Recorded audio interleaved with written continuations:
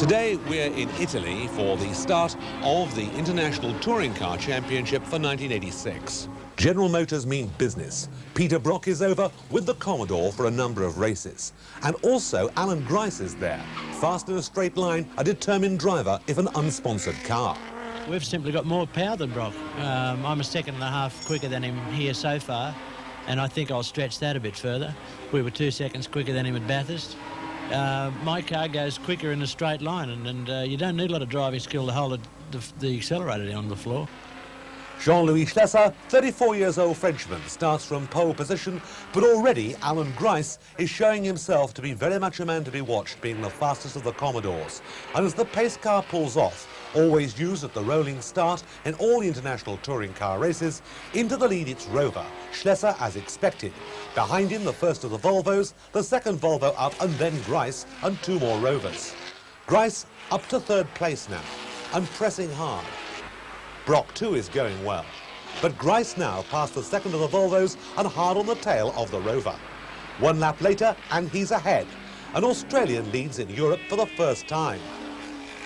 I was right because in Europe I was doing 300 and 500 mile races every couple of weeks and testing and learning tracks and tyre testing for Yokohama. The crew, Les Small and the boys, were making the car quicker all the time, making it stronger in the towers, you know, which so you could crash over curves. We were all learning. We knew that we couldn't compete with the same tyre that Brock had, so we had to have a different manufacturer.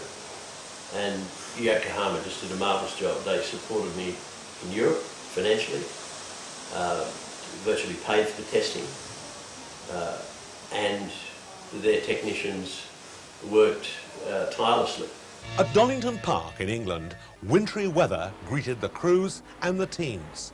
And already before the start there was talk of a tyre problem. Weaving to warm them up was the order of the day, and the pace car pulled off to see Rovers pull into the lead with first and second places. Grice slotted in behind them, and although the Volvos had practiced well and were in fourth and fifth position at the start, they began to fall back. Brock, the two BMWs, and ALLAN in the third of the Rovers were only too anxious to take over where they'd left off, however. The Fords were going well too, but it was the Rover dominating the race as the weather got worse and worse. Soon those Yokohamas began to work, and Grice closed in. As Grice begins to close the gap, there's no doubt what's going on in the Rover pit. Suddenly, the Rovers are split. Grice has managed to get himself between them, and Brock is right on their tail. There are slower cars in the way. The light is beginning to fade. The skies are filling, and Grice is in the lead. Now it's Brock's turn. Ahead of Alan Grice, he takes over the lead. Walkinshaw tries to fight back. Brock's tenure of office, however, there is not to be a long one. He has tyre problems and is in the pit for a change. Grice too has his problems and is falling back. As Brock goes out of the pits, back into the lead goes Rover.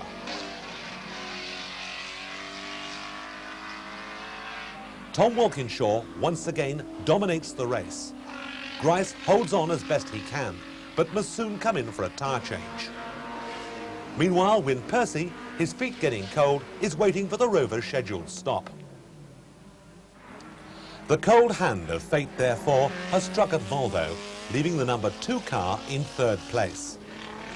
The BMW in second, Grice retiring, Brock finishing further down, and a win once more for Tom Walkinshaw and Wyn Percy with the Rover.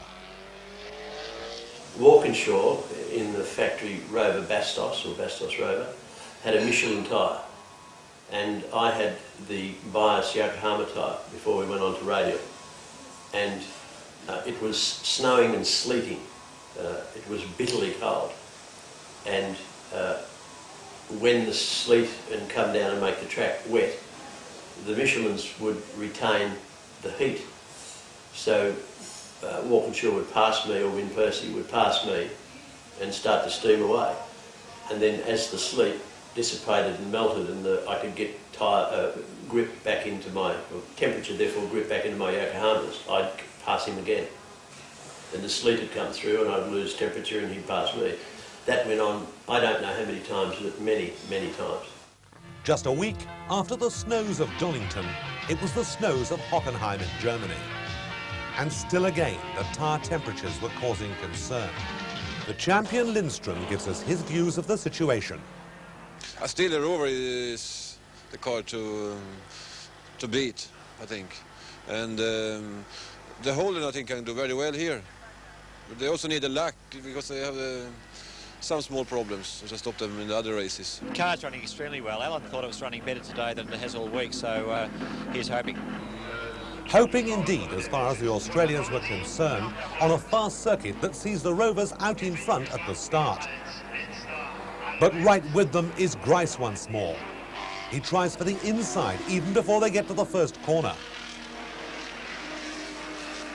By the first of the famous Hockenheim chicanes, he is right with them there. But so for that matter is Volvo.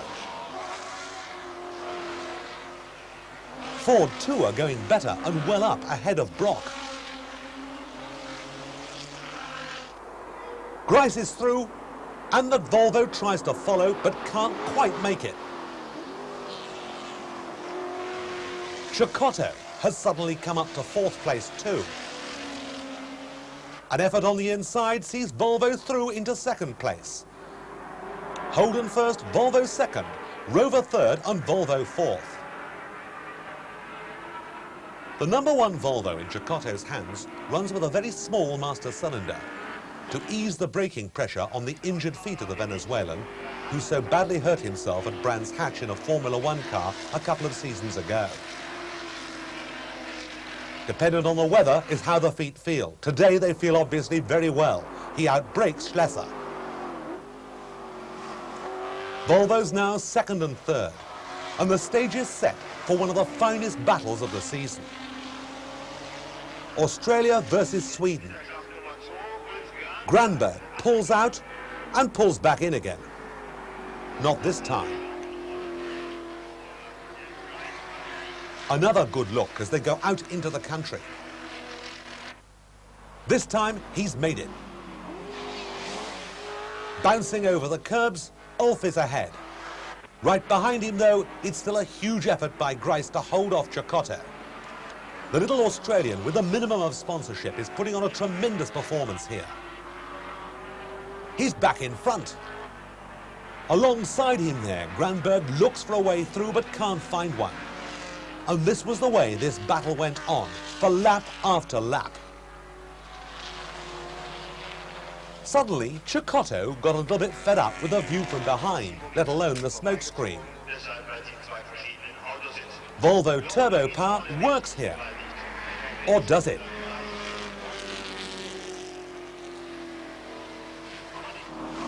Now being pressured by both the Volvos, out front it's getting a bit ragged.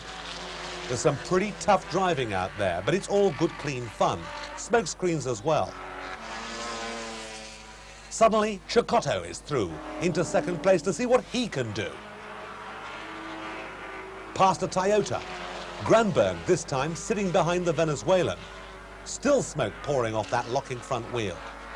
And suddenly he's back in front of the Venezuelan again.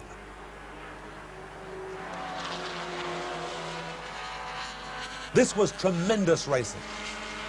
There was no doubt whatsoever that as far as Volvo were concerned, they were in with a chance, however, when GRICE slid wide and into the lead went Granberg. Cecotto tried everything he knew to follow through here, but wisely stuck behind for a little longer. He was being more careful with his tyres and with his brakes. Amid the slower cars, there was some sorting out to do. But when Granberg got sideways and on the grass, the other two caught up with him again.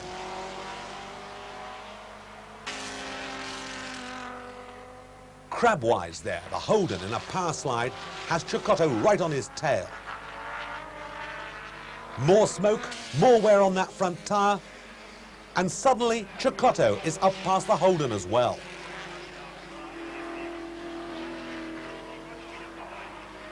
Would he take his turn at the front? Holden and Volvo side by side as GRICE once more had got back there. And this was the way it was for 20-odd laps. Slower cars, however, are always a problem on any circuit for quick drivers. One of them, on the far side of the circuit, caught out the Australian. Suddenly, he disappeared, and it was Volvo first and second, and a badly damaged Commodore. Ulf Grunberg is going well in the Volvo, but I think great excitement for the Holden team. Yeah, we have a very fun race, me and the Holden. We was changing place 2 and 3 times every lap, and it's fantastic. It's a long time I have so fun in the race.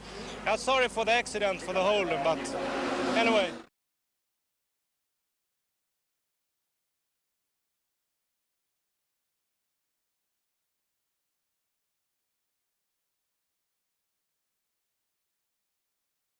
Europe can boast numerous postcard settings for its major racing circuits, but none more impressive than Belgium's Spa-Francorchamps course. Located 120 kilometres southeast of Brussels in the Ardennes forest, Spa is the traditional home of the Belgian Formula 1 Grand Prix and touring car racing's most arduous contest, the 24-hour day-night enduro. The circuit once measured over 14 kilometres, but was changed back in '83 to this shortened layout of 6.94 k's, which still combines the high-speed straights, sweeping turns and hairpin corners, qualifying as one of the world's most challenging circuits. The 24 Hours of Spa is the manufacturer's blue ribbon race. It is also round 8 of the European Touring Car Championship, a title which began back at Monza, Italy in March and marked the arrival in Europe of the Australian Commodore. Local stars Peter Brock, Alan Moffat, Alan Grice and Graham Bailey were the flavours of the month. Grice led the opener before encountering problems, and at checkered flag time the old firm of Tom Walkinshaw and Wyn Percy were in victory lane. Round 2 was in the snow and sleet at Donington Park, England. The Commodores were back, Grice in his underfunded white V8 and Brock in the mobile Holden dealer team entry. Both led the event before trouble set in. Yet again, the Rovers drovers, Walkinshaw and Percy, showed the field no mercy. Round 3 was at Hockenheim, Germany, where the Volvos were keen to stage a fight back. So too was Alan Grice, who charged to the front and resisted every passing attempt until taken out of the field of play by an errant Golf. Hello and welcome to the Spa-Francorchamps course here in Belgium, the scene for the 24-hour enduro for touring cars, and what a race it promises to be. This year's race holds special interest because of the strong Australasian presence. Peter Brock and Alan Moffat will lead the mobile dealer team with 2 cars, and they'll be joined in Belgium by John Harvey and Neil Lowe. Alan Grice, the barnstorming Sydney privateer, is also a guaranteed starter, while the 2 South Pacific Rovers will be handled by Sydney's Ron Dixon and Kiwis Denny Holm and Neville Crichton. I guess the big news from last night surrounds Sydney driver Alan Grice. We've always known that Grice is a charger, and he was back there around about 12th or 13th on the grid. Everyone had put their race setup in for today's race. Grice put his race setup in and went quicker. Yes, we were the quickest last night, in the middle of the night. We put our race engine in, and all along we've been saying that that's our strongest engine, and we haven't been practicing on it because we obviously wanted to keep it for 24 hours. So I put a set of tyres on it and did 1 quick lap last night, which moved us up about 5 spots and put us our customary position as in front of all the rest of the works cars. Cars moving in now for the start of the Spa 24-hour Classic from Spa-Francorchamps in Belgium. And it'll be Tom Walkinshaw in car number 8 and Pirro in the BMW to split the front row. There's the tail of the field coming through and the lights turn to green. Walkinshaw on the inside of the Bastos Rover. Pirro moving to the outside and Granberg making a good start as well. Is Pirro moving down and a touch of guards here as they head into Eau Rouge for the first time. It'll be Walkinshaw's corner. He'll lead the BMW. Moving up very quickly behind them, Granberg, Olofsson in the second of the Volvos, and they swing along towards the straight. Pirro sitting right in behind Tom Walkinshaw at this stage, and Armin Hanna making a great start as up to third. Peter Brock starting out of position number 13, and Alan Grice already making a move down here on the outside as they come up to the first of the right-handers. But it'll be Walkinshaw in first, followed by Armin Hanna. And then slipping up on the inside is Pirro in the BMW, looking for Alan Grice on the inside up to about 4th or 5th at this stage. Look at the gap that the Rovers are starting to put. on the BMW 635 as they come through Bastos corner. And they've probably got about 150 metres clear of the BMW, and GRICE making a lightning start, already up from 7th to 4th at this stage of the race, and Brocky in touch with the leaders. The rest of the field, there's the gap, GRICE through, running in 3rd place, and he's dislodged the BMW, so GRICE is definitely the man on the move in the Spa 24-hour Classic. Ronnie Dixon going through, already up into the top 10, and 26 laps into the race. Problems for Alan GRICE. We believe the car has thrown a front wheel off going down the back straight, and GRICE is now trying to steer the car back to the pit area, but using the grass verge, otherwise the marshals will stop him. So woes already for Alan GRICE. A beautiful start up to 3rd, but still with a lot of work to do in the race. Prior to him getting there, Peter Brock had arrived with, oh dear, a head gasket gone. This didn't augur well for the Australian chances for outright victory. Nevertheless, they were interested too in the Commander's Cup, the first team home of 3 cars. GRICE now struggle in to explain who did what and with which and to whom to Michel Delcourt. Belgians seem to be taking it quite well. Motor racing is a sport where being down doesn't necessarily always mean being out. Take, for example, the seat here from ALLAN GRICE's Roadways Commodore. You'll see that the seat is in fact shattered. And that's a problem caused by GRICE's co-driver, Belgian Michel Delcourt. The problem is Michel weighs about 5 times that of Alan GRICE. We had one of my co-drivers, paying co-drivers, was a delightful bloke, a Belgian, a good driver, Michel Delcourt, but a big man. And very early in the piece, he broke the seat. And we got him out of the car, and got probably me in it. Every time there was something wrong with the car, I'd get back in it. And did our best to hold it together with the hockey straps and ratchets and a box pushed in the back of the seat. And it was quite awful to drive because, you know, your trunk needs to be tethered in the car so that all the extremities can work. On this occasion, the whole thing was a rock and roll show, and for quite a while. And we went to the dealer team, the mechanics went to the dealer team, and because we knew they had a spare seat. They had 2 cars, and asked them could we borrow the seat, and they said no, they might need it. So that was all right. We jammed a box in behind and more hockey straps, and it was pretty ugly. And one of my blokes had noticed that the Bastos, being a big 3-car team and a huge sponsor and Rover and all that sort of stuff, had a show car in a tent with dealers. So pretending to be Walkinshaw mechanics, a couple of my mechanics went up and actually unbolted the seat out of the Bastos show car, brought it back to our pits, brought us in and replaced our broken seat with the seat out of the Rover factory show car. And that got us back on the case. Do you know anything about this seat thing? We've got a bit of a story from Alan on it. Do you know, what's your side of that? Didn't you get one off of the boys, TWR? Yeah. Do you know why? How they got it? They nicked it out of the display car, apparently. Yeah, yeah, they did, didn't they? Huh? Yeah, they nicked it. Yeah. They nicked it, all right. Yeah. But you'd be amazed how much that went on. In 1980, Spa, I did 11 Bathursts and I did 11 Spa 24 hours, which is quite ironic that it balances. But in 1980, we were running the RX-7s. They were new then, new to everybody. And Tarada-san went off the road and hit the catch fencing, which was there in those days, and seriously damaged his Mazda. Even the chassis rail was in. The worst thing was the suspension. We didn't have everything that we needed. So the boys went, about 6 of them, TWR mechanics, all around the paddock, the car parks, public car parks, found a brand new RX-7, poof, on it. When the guy came back after the race, there was the body shell and all the trim, nothing else, and an engine maybe, but everything, all the running gear was gone, and a note on the dash: please contact Mazda Belgium and you will be reinstated with all your stuff. And of course you can imagine what the poor chap went through. Local bloke, there was his car, his brand new sports car, and basically just a show on axle stones. Anyway, that's what the sort of thing that used to happen. You just send people out in the car park, find the model you wanted, because they were replicas of the road car. They weren't these hybrid things that you couldn't replace now, in all respects. I mean, can you imagine VTCC or V8s going off to a car park, finding a Holden or a Honda and nicking its kit? There would be no point in it because it wouldn't be the same. But in those days, the basic equipment was the same. Oh, so funny, honestly. And for some of the other fun of endurance racing, just look behind me. These are the crew members of the mobile dealer team who have been working throughout the night. Good fun, isn't it? Endurance racing.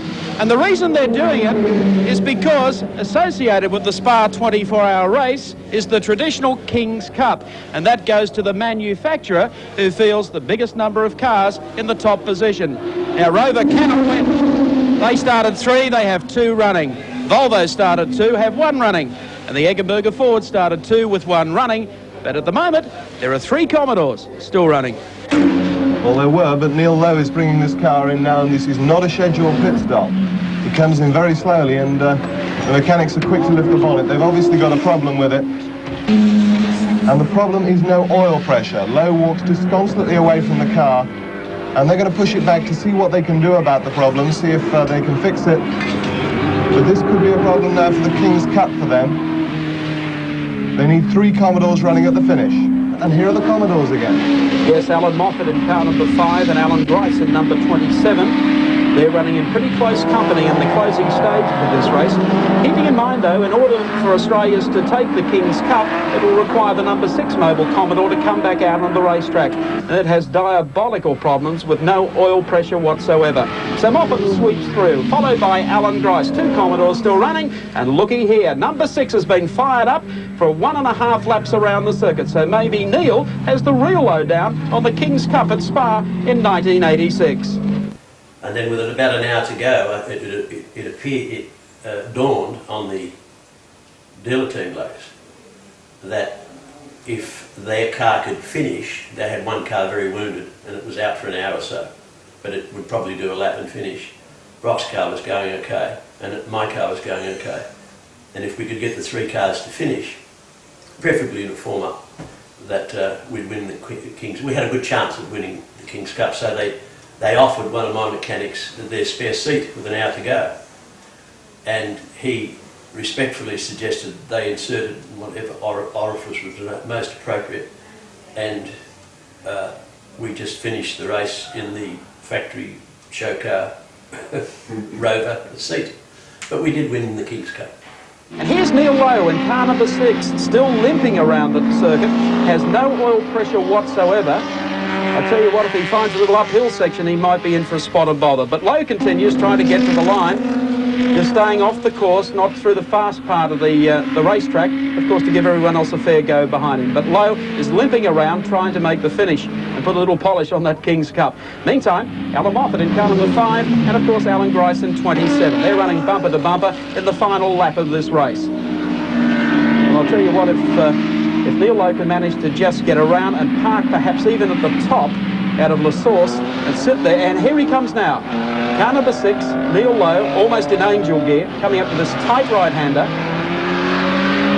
And we'll see if he pulls it across, because it's a downhill run here to the finish, as you can see, yes. And he's going to sit there and wait until the leader goes across, takes the checkered flag, and then just drop it out of gear. Moffat will look for him as they come through the turn, knows he's sitting there. Grice now does too. So all it requires is Lowe just to drop the clutch in and let it go all the way down to the flag. 24-hour Classic is over, and it goes to BMW with Tassa and Dieter Quester the winners. Yes, you can see Quester jumping up and down there by the side of the track as Tassa goes through 1st to 5th positions there for the BMWs, and here come the Commodores. Alan Moffat on the inside, separated here by Siggy Muller, but they'll try and close up and let Neil Lowe now sprint. There's Lowe off to the right. They form it up, and here they come, and getting a marvellous reception from this huge crowd at Spa-Francorchamps. The King's Cup trophy is definitely going to go to the Aussies. They go across the line. And the Aussies have managed one thing that over 20 cars have failed to do. They've all finished. They might all be outside of the top 15, but they have won the King's Cup. And there's the presentation for the winners: Thierry Tassa, Dieter Quester and Alfred Hagar. And there on the presentation podium, Alan Grice, Alan Moffat with the champagne. Michel Delcourt standing alongside, and John Harvey, Peter Brock, the whole team up there. Moffat gets presented with the cup and holds it aloft to the applause. Alan, a pretty tough race for you? Oh, it was tough for the drivers, but 24 hours is a mechanics race, I think. The drivers really, I think their job is to not bang the car, and it's the mechanics to keep them going. It's a mechanics race, I think. And every member of each of the crews did an excellent job. We had everything between us. We had everything that's possible to go wrong. And they got them running again. And we've got a bunch of Australians here. I'll remind you, gentlemen, there's only a few weeks to go to James Hardy 1000. But that'll seem a breeze after 24 hours.